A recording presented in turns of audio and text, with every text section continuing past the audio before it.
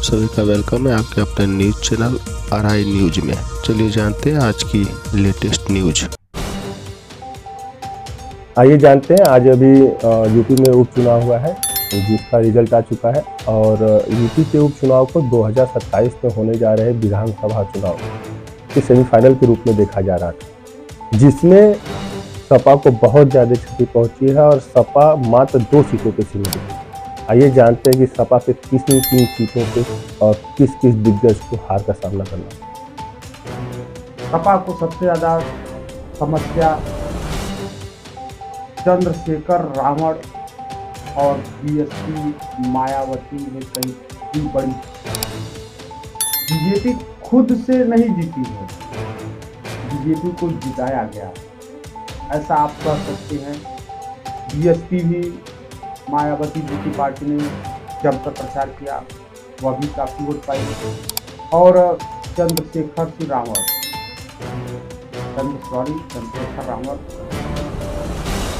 जिन्होंने भी बहुत बढ़ चढ़कर चुनाव में हिस्सा लिया और वह भी वोटिंग प्रतिशत में नंबर 2 नंबर 3 पे काबिज थी।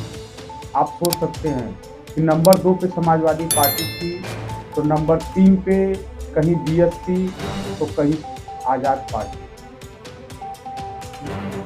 ऐसा है कि समाजवादी पार्टी की वोट जो पीडीए लेकर जो इनका चुनाव का नारा था, ऐसा नहीं कि पीडीए में छेद हो गई। नहीं, जैसा कि आपने अभी बताया कि तीसरे नंबर पे कभी आजाद पार्टी कभी बीएसपी थी, अरे चौथे नंबर वाली पार्टी को आप फोकस करिए AIMI की। वह भी तो वोट काटा है सर, वो भी सपा का ही वोट काटे। चौथे नंबर की भी जो है AIMIM की पार्टी, बीजेपी तो जितनी वोट लेनी थी उतने वोट पे काबिज है। सपा दूसरे नंबर पे है, तीसरे पे बीएसपी, कहीं तीसरे पे आजाद पार्टी, लेकिन इन्होंने वोट किसका काटा? समाजवादी पार्टी। और विशेषकर कुंदरकी और कटेहरी सीट तो अभी तक सपा की मानी जा रही थी। सपा का गढ़, सपा की किला, समाजवादी पार्टी की जान कही जाती थी, वहां पे बीजेपी ने सीट मारी। ये तो सही है कि विगत पिछले 31-32 वर्षों से ये सीटें वहीं पे थी और यहाँ पे अप्रत्याशित जीत मिली है बीजेपी को। और लेकिन देखा जाए तो इन सब सीटों में मुस्लिम बहुल्य इलाका थी, ठीक है। यहाँ पे 60% से ज़्यादा लगभग जो है यहाँ पे मुस्लिम आबादी थी, फिर यहाँ पे बीजेपी कैसे जीत गई? कहीं जो नारा था सबका साथ सबका विकास का, वह धरातल पे नहीं आया, ये भी हो सकता है। नहीं, यहाँ पे आप नहीं, ये धरातल पे नहीं आया। सबका साथ सबका विकास का जो नारा था मोदी जी द्वारा, आप बटेंगे और तो कटेंगे वाला नारा, ये नारा अच्छा सा काम किया है और सबके साथ और सबके विकास की वजह से ही मुसलमान के गढ़ में बीजेपी के प्रत्याशी यहाँ में इसमें ये नहीं कहा जाता कि मुसलमानों ने भी सीट नहीं दिया हो, अरे वोटिंग नहीं करी हो सकता है। ये भी हो सकता है कि जो सबसे पहले जो सबका साथ सबका विकास का नारा था वह आज धरातल पे उतर गया। हाँ, धरातल पे काम। और मुस्लिम ने भी बीजेपी को वोट दिया और जो अभी तक बीजेपी के खाते में सीटें नहीं आई थी कुंदरकी और कटेहरी से, वह भी सीटें बीजेपी की झोली में जा गिरी। और जा गिरने के कारण जो भी हो, लेकिन सबसे ज्यादा नुकसान समाजवादी पार्टी की हुई है। 9 सीटों के उपचुनाव में 2 सीटें समाजवादी पार्टी पाई, सीतामऊ और करहल।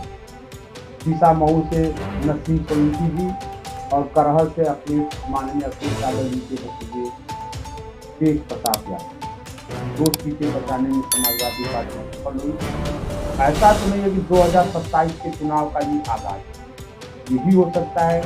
माननीय मुख्यमंत्री योगी आदित्यनाथ जी ने बहुत मेहनत की होगी इन सीटों को पाने के लिए। मेहनत तो सभी पार्टियों ने किया और इस चुनाव को 2027 के सेमीफाइनल के रूप में ही देखा जा रहा था और इसमें सभी पार्टियों ने अपनी एडी सिक्योरिटी का जोर लगाया है और प्रचार प्रसार में भी कोई कमी नहीं की। सबसे बड़ी सीट जो हॉट सीट नजर आ रही थी कुंदरकी, सबसे हॉट सीट कुंदरकी की, वहाँ पे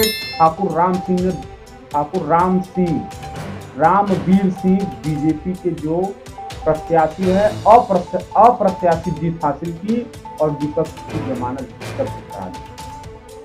ऐसा ट्रेंडिंग आज के वीडियो में चल रहा है। सेकेंड नंबर पे वहाँ हाजी रिजवान समाजवादी पार्टी, भी ध्यान दीजिए, दूसरे नंबर पे हाजी रिजवान समाजवादी पार्टी के प्रत्याशी, तीसरे नंबर पे आजाद समाज पार्टी के चाँद बाबू तीसरे नंबर पे, जो अभी नई पार्टी है, और समाजवादी की पार्टी को ही आजाद समाज पार्टी भी पीडीए को ताल्लुक करती है, और समाजवादी पार्टी की अभी नारा था पीडीए के साथ का, वह भी ताल्लुक करती हैं।